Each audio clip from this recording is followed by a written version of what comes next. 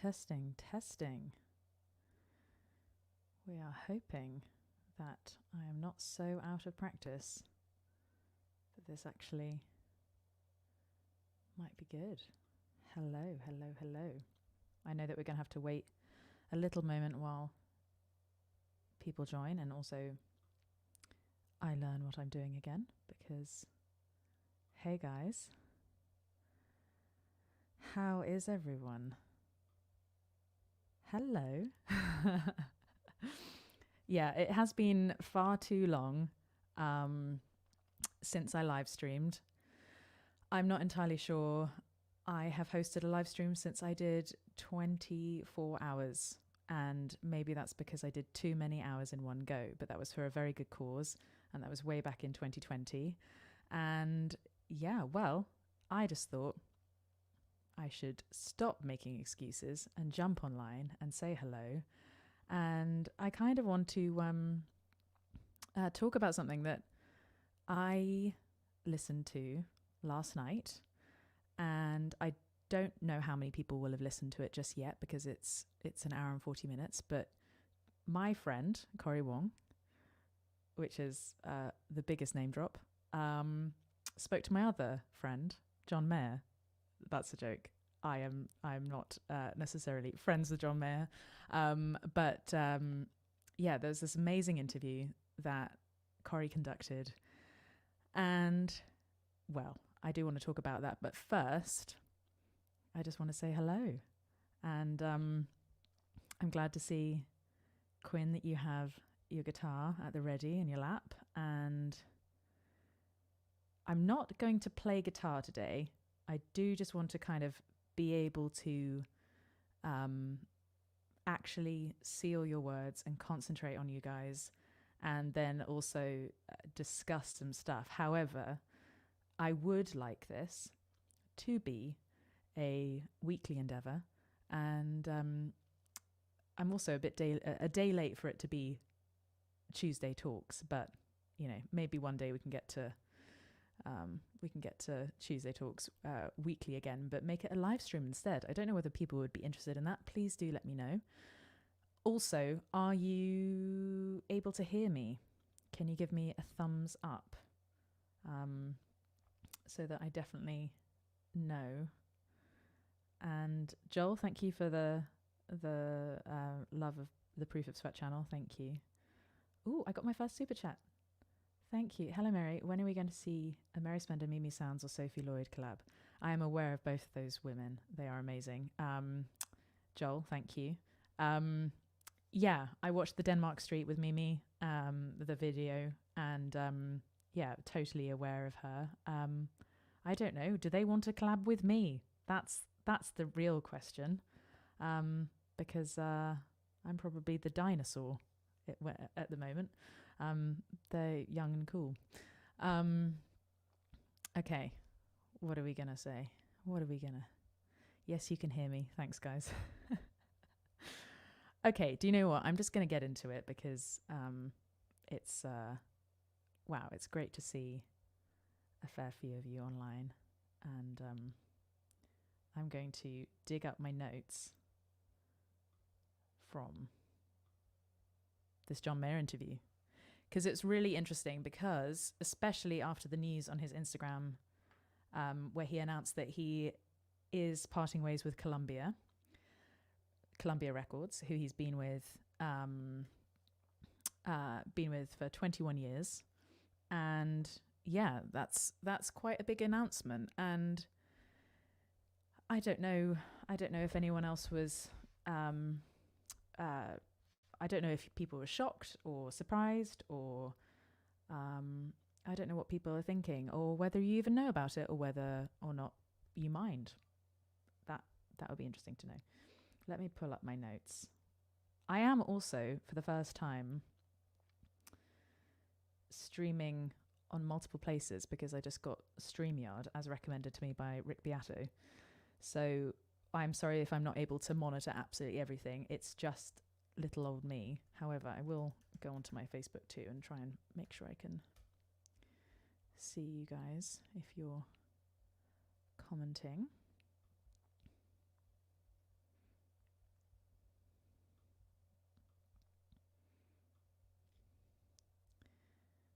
There we go. Hello everyone on Facebook too. I can see your comments now. Thank you very, very much for being there. Oh, and it's awesome. It's also subtitling me at the same time. That is really quite extraordinary. Okay.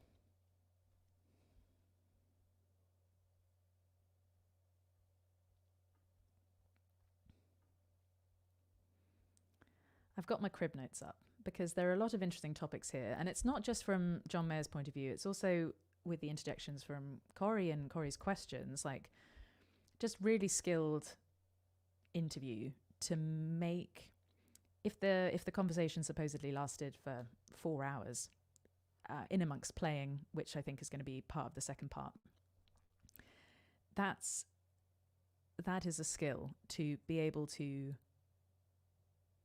I mean, I know that John Mayer is very used to press as well, and used to talking, and used to talking around ideas. But this was quite interesting, and it was really enjoyable to listen to. So the first note I have here is John describes himself like a painter. He's not trying to do new things with blue. He's trying to use new colors, or like he's a film director who wants, instead of doing the high budget stuff, wants to do a Western instead. And that's quite interesting because he's not doing what people would expect of him. And the thing that I've realized is that you never do the thing that makes you known or great by doing what you did beforehand. It's always the strange idea that you've come up with that people might doubt you, first of all.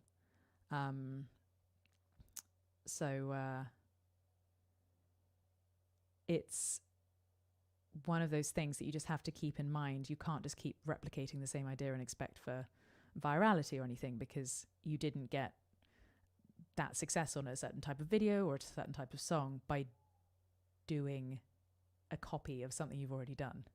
It was a unique idea, and that's what makes it go. And me and my fellow YouTuber friends talk about this a lot, because you might have a video that you think is going to do well, and then it absolutely bombs, and that's absolutely okay. And maybe it's the ones that you're not even thinking about will do well are the ones that go a little bit crazy. And that's just from my journey of obviously building this channel over the last 4 or 5 years, is just knowing you don't really know. And that led me on to the songbook project. I don't know which songs speak to who. Like, I don't know which songs speak to my audience. I know that I'm proud of each of the songs. And if I can construct an album quicker and get to know what you guys think quicker, then the feedback loop is a lot more speedy. So anyway, then he talks about burnout versus enthusiasm, discouragement and disappointment. He doesn't feel burnout, but feels stimulated. Maybe this is after Sob Rock. I know it's after Sob Rock, probably because he's doing new things all the time. That's interesting. Maybe the discouragement and disappointment after a project just doesn't live up to your expectations. And he said something incredible about music falls into 2 camps nowadays. You either love it or you just haven't heard it. It's not even a matter of fact of whether or not you don't like it. It's just that we are so overconsumed with so much going on all the time. How are you meant to keep up to date? Plexico, Mary, you're live. What happened to your NYC guitar contest? Do one in LA, please. Yes, the guitar is still in New York City. I actually have a MailChimp newsletter. So sign up to my newsletter if you want to be part of this, but it's going to go out tomorrow morning, giving instructions on that. So anyone based in New York City, sign up to my newsletter, but also sign up to my newsletter for future giveaways too, because I've got some ideas in mind. But thanks, Plexico, for your super chat. Really, really appreciate that. So, going back to this interview, so I've seen someone ask, why am I talking about this? And it's just very relevant to my independent musician journey. And therefore, I think it's actually really relevant for anyone out there who's pursuing a music career, either via social media or just staying independent, uploading songs to Spotify, trying to play that algorithm game. I know many singer-songwriters who are going down that route, but it is interesting to hear an artist that has the kind of success that all of us dream of in one way, talking about leaving his record label, although he didn't quite address that because obviously this was recorded a few months ago. But now we know he's left his major label, and if he's not necessarily able to keep up with how the music industry works now, or the pressures that lie within that, then it's interesting for us to know about, because that will trickle down. And if he's feeling that, then no doubt unsigned musicians are too, or even artists who are maybe not the label's priority, of which there are many in each label. Maybe they're feeling this too, and they see such a successful artist leave. It's just very intriguing to me, and that's kind of why I wanted to jump on. So I also wanted to jump on with some prepared material as well, because I didn't just want to just sort of, I wanted it to be slightly themed. I think this is the beauty of live streams now. Like, I've seen some of my friends, Rhett and Rick, they do such amazing themed live streams where you really know what you're tuning into. This is a bit of a hello and nice to see you again as well, but it's also just, this is just on my mind. So you know what live streaming's about. It's all about live streaming. I've also seen someone says my mic is kind of low.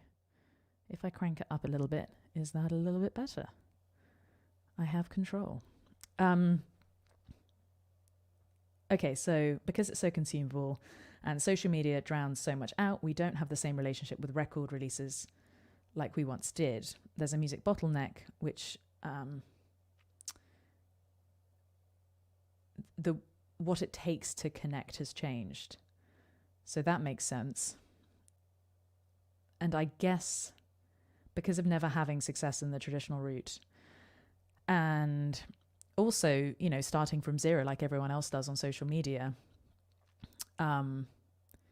that speaks volumes to me, rather than maybe John Mayer is now feeling that now after many years of success. Jen Golf, thank you very much for the super chat. That is very, very kind. I'm glad that the volume is better too. Thanks, guys. Thanks for your patience. But let me know if I can do any more amendments or make it louder. There was this amazing quote that he asked Corey, do you ever write a thing that doesn't sound like who you are yet?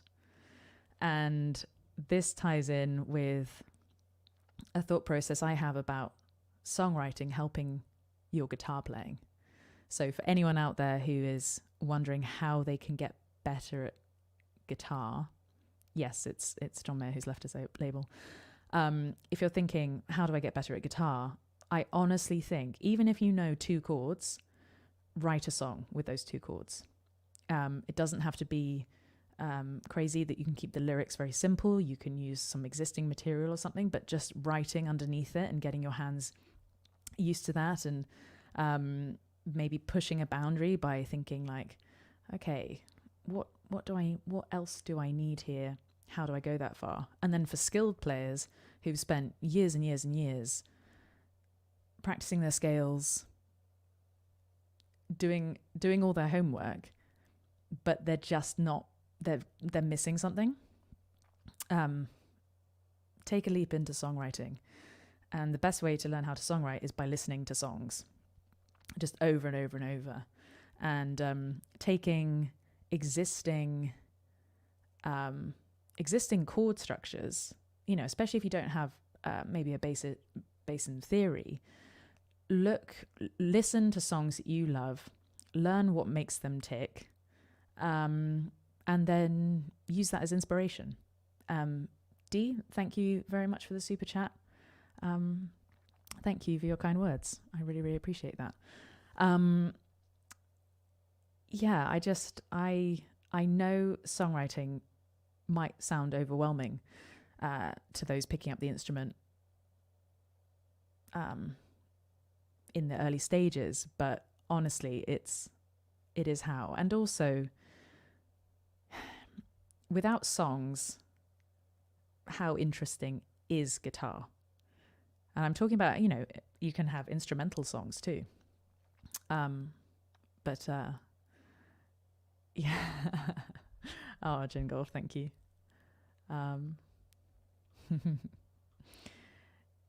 Yeah, I'm really, really intrigued by all of this, and I love talking about all these things, and also just thinking about the thought processes behind creativity, because it keeps me motivated. If I'm thinking on how do I do this, and how do I get better at doing this, and what am I thinking, and allowing myself the time to be able to improve on all the things, because I know that I'm not the best songwriter. I know I'm not the best vocalist, not the best guitarist, but if I just give myself time and get the stuff out that you then need to get out of your system to be able to move on to get to the next thing, then that's also interesting. And he kind of touches upon that a bit later, which we'll get into.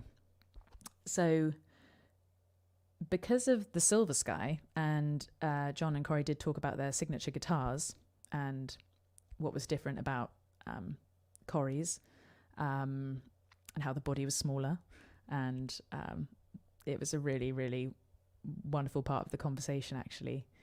You just sort of think these two absolute guitar powerhouses talking about what makes them sing on the guitar. And Justin, thank you. Justin Cleary, thank you so much. Hello. And Tim H. Metal, thank you very, very much. Respect and love back to you. I was so intrigued by him not being a guitar nut once. The search is over. No longer a challenge to try and nail the instrument. He wants to play past the guitar. And sort of get the music out by using the guitar, not necessarily like making it sound like a guitar. And that makes sense when you have a signature model, albeit, some people, it won't be the guitar for them, but it's obviously the guitar for him. It's his signature. The idea of the search being over. However, the search is not over for me. I haven't even touched the service, have I? Touring versus recording. He'd much rather write and record than tour for a year. Time on tour can take away from being in the creative zone, especially if it's a year tour, more focused on writing and recording. He started talking about how, the record label might give you six months to make an album. And that kind of has to fit in with you being creatively charged for those 6 months. But then you have to tour the album for the next 2 years. And touring is, from my minimal experience, it's hard to do anything other than tour. Like, it would be hard to write a record on tour. It's hard to vlog while you're on tour, because you need to be perfect for that hour or 2 hours. Jim McNicholas, thank you very, very much. Thank you for enjoying the channel and my videos with Rick. Thank you. And thanks for the love on the Great Wave as well. Thanks, everyone. I just found that obviously now I have the YouTube channel and I love making videos so much. Touring just wouldn't be right for me. And I was thinking, if I were taken away from being able to have this creative outlet, how would that make me feel when you're doing things that you are obligated to do rather than being able to, take the time? And albeit, when you're a major label artist and you're touring, that's a significant amount of income. And also, you get to be on stage every night. Let's not forget that is incredible and amazing. But I guess when you've been doing it so long as he has, maybe taking yourself away from embarking on the next project, on the next part of your career, on the next creative outlet, on the next album, it would take you away from creating a body of work. And they actually compare it to Prince. So where it might not make sense at the time, but at the end of Prince's life, it suddenly made sense. All the amazing things he did. So yeah, this whole thing, he talks about being in the phenomenon industry. Putting out a record these days is like receiving a lottery ticket, not winning the lottery itself. There are so many distractions nowadays. You get sent a playlist or album, you stop halfway through, you forget, or you don't see the album release notification on Spotify. You might miss it or not find out an album's even out for a while. So the old measurements don't apply as much. And yeah, just sort of wondering like what comes from this slightly, I don't know, maybe more independent John Mayer. He's been on the music business treadmill for a while. It sounds like he's been doing some self-reflection and working on changing his expectations of what it is to be happy, because yeah, I guess even someone at his level can get discouraged when he's still getting 1 billion streams a year and getting a number 2 album. But yeah, maybe a shift in mentality for artists. So there's not enough pie to go around versus plenty of pie for everyone. And this goes back to something I've been working on. I've been working on a video about building an audience with 1,000 true fans. And that was what the songbook project was for me, because I made a physical copy. John 2000, thank you very much. Thanks for your contribution.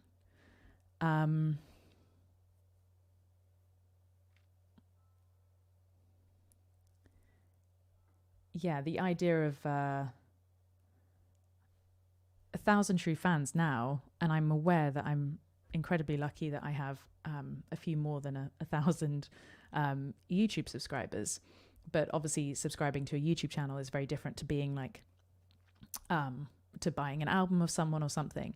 And I do think maybe because of all these crazy numbers that are being thrown around, millions of subscribers or millions of streams on Spotify, we're sort of forgetting that you don't need to have that to be a success. Wow, Richard, thank you very much for the super chat. You guys inspire me. The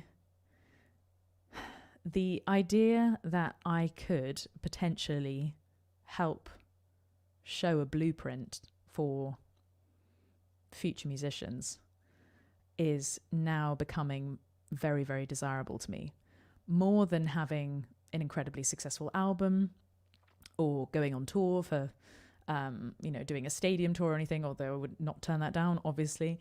But the idea that maybe in 5 years' time,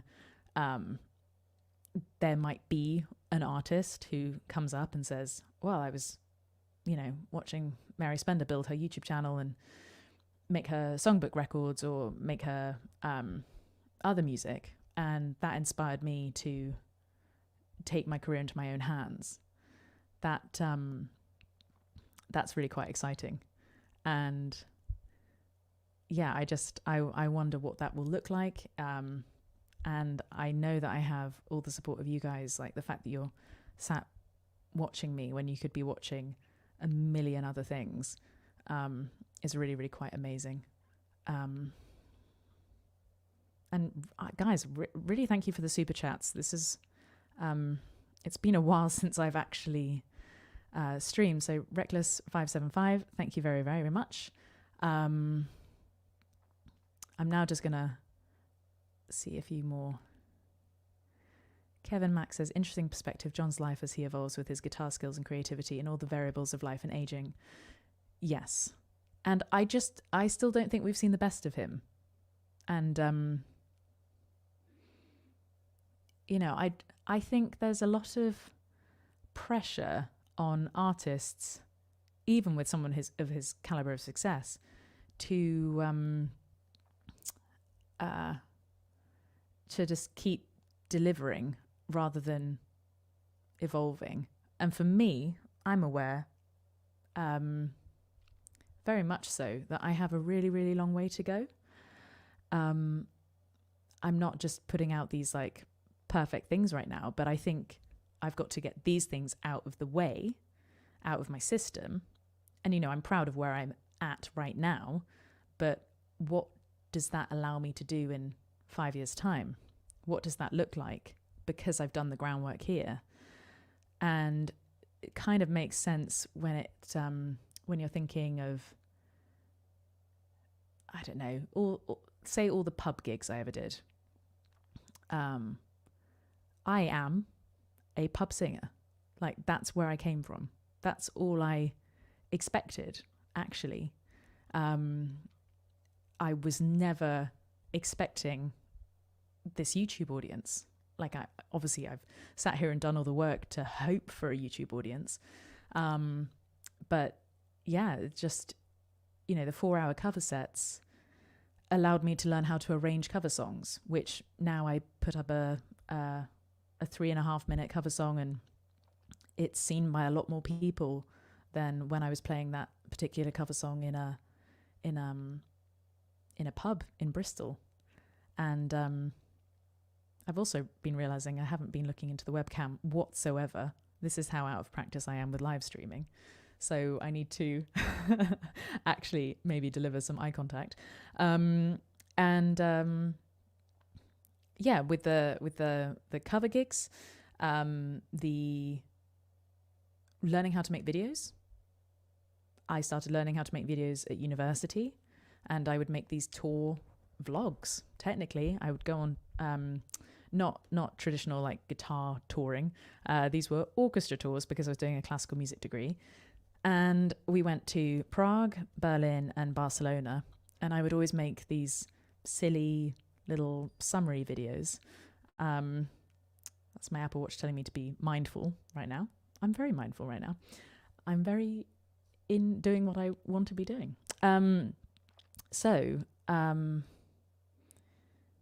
Yeah, just, you don't know what all the pieces mean when you are embarking on learning how to do something, but in a certain amount of time, if you stick at it, then you know, it will all make sense later. So, Beowulf, more importantly for me anyway, is that you're helping me to learn how to play guitar in the first place, so thank you. Thank you very much. Joel Morris, what did you think of the new Foo Fighters movie? I have not watched it. I'm not going to pretend like I have. That is bad of me, though. Is it good? Let me know.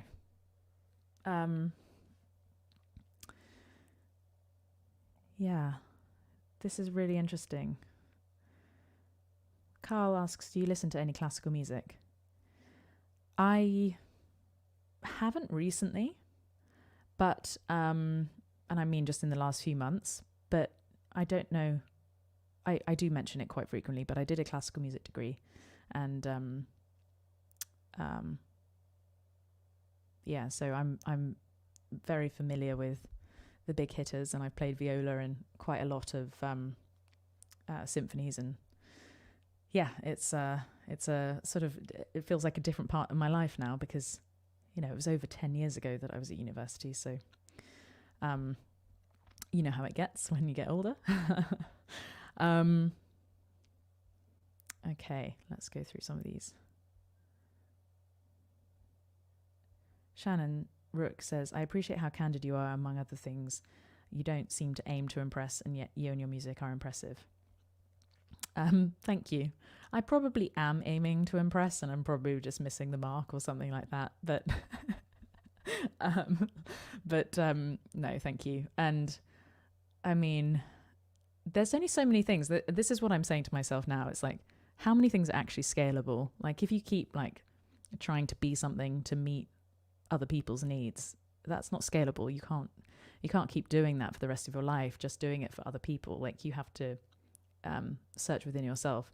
And actually, my brother told me about this Autotellic Personality, which he thought maybe John Mayer sounded a little bit autotelic. Now, I hope I'm pronouncing that right.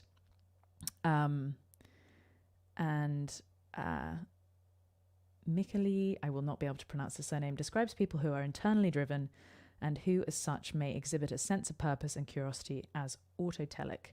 This is different from being externally driven, in which cases things such as comfort, money, power or fame are the motivating force. An autotelic person needs a few material possessions and little entertainment, comfort, power or fame, because so much of what he or she does is already rewarding.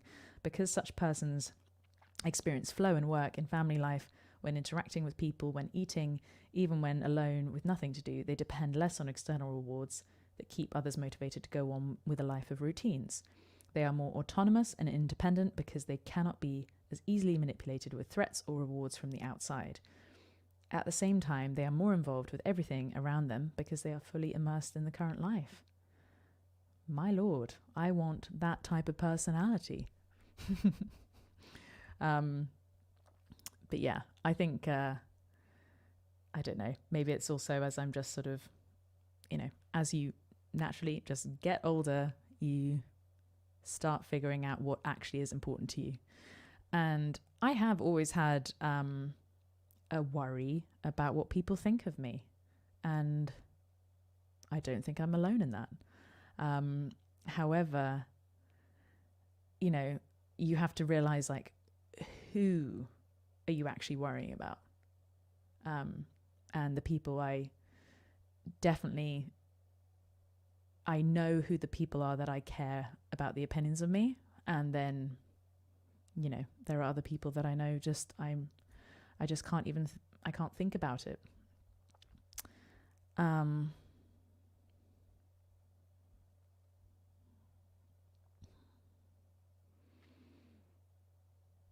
Yes, David Dare Parker, Corey Wong just launched latest Wong Notes podcast with John Mayer. That is what I'm talking about. I've listened to it, and yeah, it definitely sparked me to jump online and talk it through, because I was like, I don't know how to make a complete video about this. But it's just full of so many thought-provoking things, and it just keeps giving me faith about what we're all trying to do on this platform. Like, whether you're a musician or whether you're a music lover, we're all contributing to this different kind of relationship that is a lot more intimate and a lot more personable, and the access we could have, and I still don't think it's done enough in the traditional music industry, the access you could have to your favorite artist now is extraordinary, absolutely extraordinary. And it's just providing so many new opportunities, and it's almost like, rather than having 100 incredibly rock star level of fame musicians, we might get to have who have audience sizes of millions and millions and millions.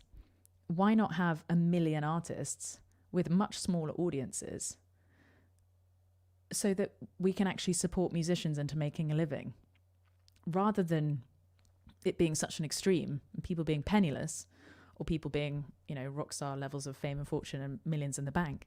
It's like, let's just create the middle class musician. Like, what is there to lose from that? Why do we have to have the egos of reaching millions and millions of people and playing on stage to thousands in stadiums every night, when actually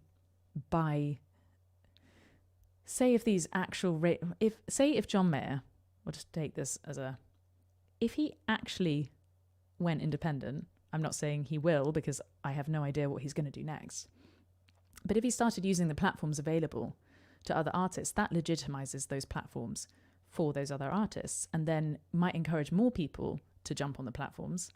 And this is where I say, some of my friends are, I'd say, someone like Rick Beato. Now he's talking about me in live streams. I'm going to talk about him.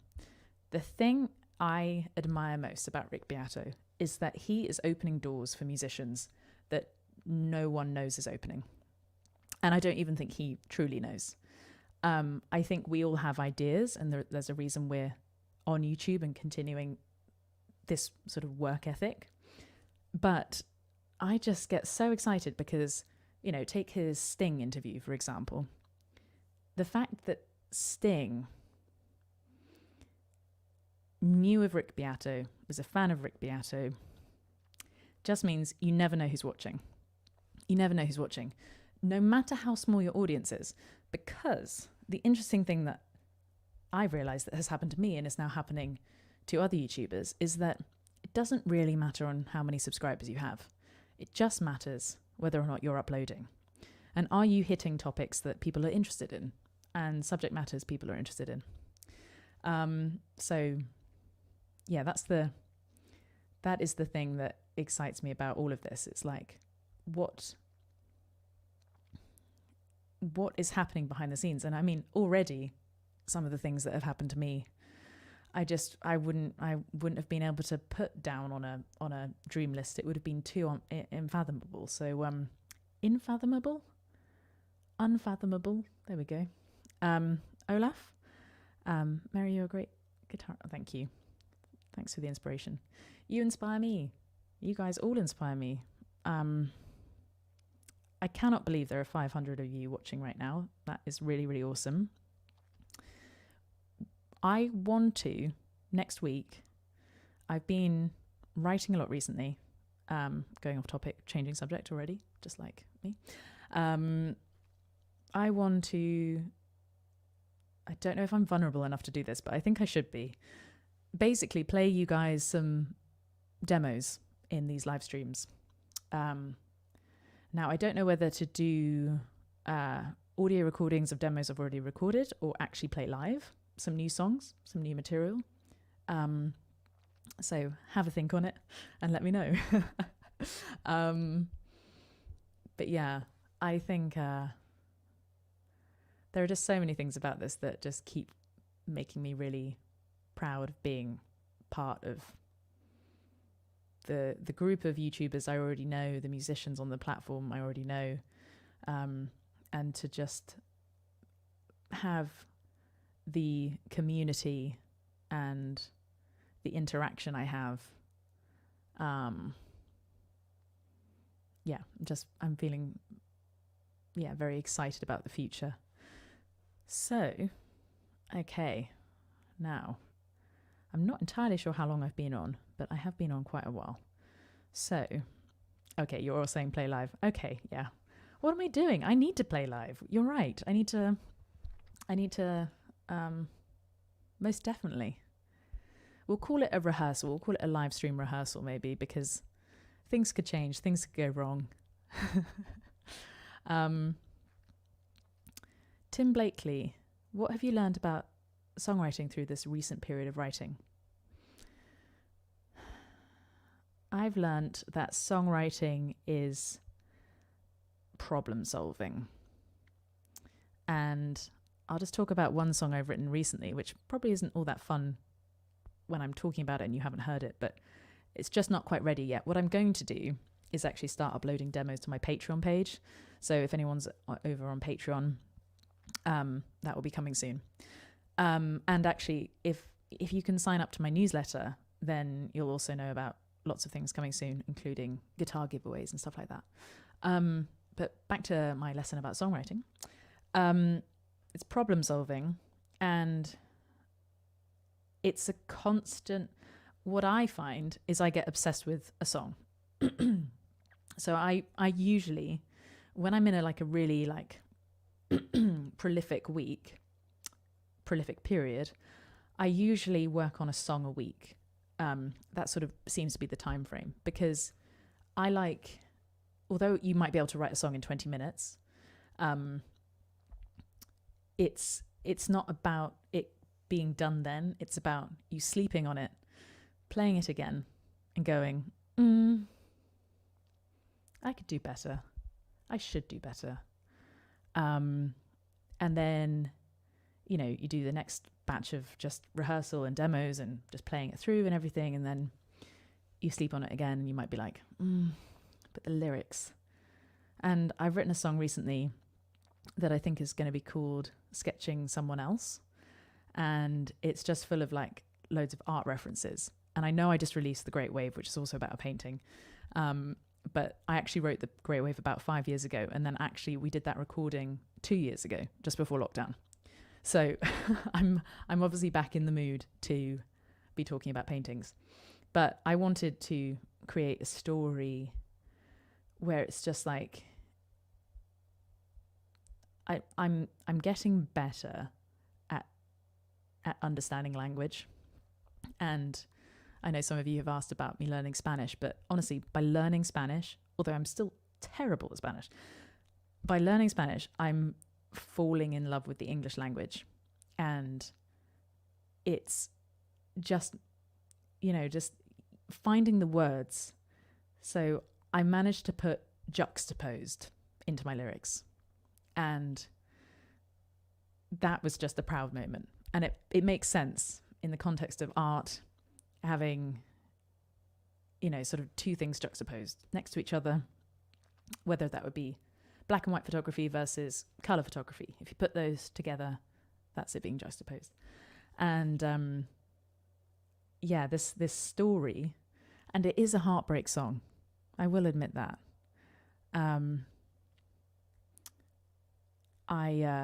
Oscar says, throwing shade at Spanish. No. By learning Spanish, I am learning more about language in general. And it is making me realize how far I have to go in Spanish, because I cannot wait to be able to have an interesting conversation. I would say at the moment I'm probably about 5 years old, and that's probably being offensive to 5-year-olds, because my conversation level is, I can't quite get over. I've got a bit of a roadblock, and it's just the confidence. It's just the confidence to actually really, really just talk, because I can't talk as I can in English. And this is how I want to converse. But anyway, so yeah, I wrote the song, and the lyrics were my main priority. And I sort of forgot that the melody has to be really interesting as well. So this melody in the chorus, it was just following the chord sequence. And I was like, this is boring. This is boring. And I don't have a way of hooking up my guitar just now without probably having to stop and restart the live stream. So I will save it for next week. But this melody just wasn't going to be... And there are some songs where you just don't need it to be a hit. Like, you just need to kind of get the song out of your system, and you just park it and you just go, right, that's not going to be catchy, or it's going to be a project for a different time and it's going to serve a different purpose. Because I would say songwriting doesn't need to be a hit each song. Instead, you just come up with your own little purpose for the song, and whatever that is. And I'd say that's what The Great Wave was. It was a big experimentation of orchestration and arrangement. It wasn't there to be the catchiest of songs. But anyway, with this song called Sketching Someone Else, this I was sort of doing the typical, like, how does it go? If I find the lyrics, then this might spark some. I have my whole songbook built into Notion now. I've never even been sponsored by Notion. I know they do sponsor YouTube channels, but it really is quite amazing to have a little songbook in there. Okay. I'm not sure I'm gonna sing the lyrics. I'm getting all self-conscious now. It's sort of like dee dee dee dee dee dee dee dee dee dee, and I was like dee dee dee dee dee dee dee dee dee, and so instead and it was just following the chords, and I was like, oh, this isn't going to be interesting. I would even say the verses were more interesting than the chorus was, which is not how you want it. But instead I sort of was like, okay, right, I just need to really problem solve it. And by singing this new melody where it's like dee dee dee dee dee dee dee dee dee dee dee dee dee, it's not quite right in terms of pitching, but the idea of the steps dee dee dee dee dee dee dee as a chorus melody got me really excited. But it was tricky to get it right in my own head, and I just wasn't coming in, and I knew where it needed to go, but it took a long time. I'd say probably over the last 3 days. I really cracked it yesterday, but then this morning I woke up having cracked it yesterday, and then this morning I played it to myself, and I was like, okay, that's it, that is it. Okay, well, I want to say thank you for being on here. What an honor to be able to speak to you guys and just come on and surprise you. I don't think I even did like an Instagram story or anything. But yeah, go and listen to this Corey Wong and John Mayer interview. It's called, Corey's series is called Wong Notes. And then, yeah, let me know what you think on social media. Tag me on Instagram.